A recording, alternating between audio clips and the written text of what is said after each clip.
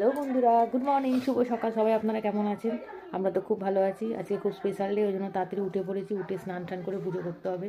কিন্তু আজ আমার রান্নার থেকে ছুটি, যেহেতু আজকে আমার হাজব্যান্ডের জন্মদিন। আপনারা হয়তো দেখেছেন, আমি পোস্ট করেছি।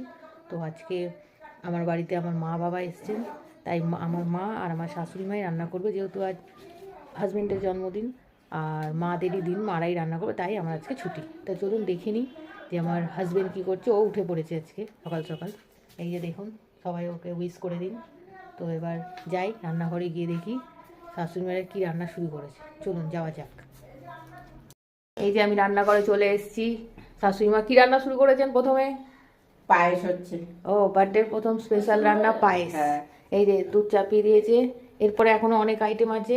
কি কি রান্না হচ্ছে? পরপর দেখতে থাকুন। আচ্ছা, তাহলে পরপর যা যা রান্না হবে দেখাবো, আর যখন খেতে বসবে তখন তো সব আপনাদের সঙ্গে হ্যাঁ। শেয়ার করবো। তো এখন পায়েস হোক।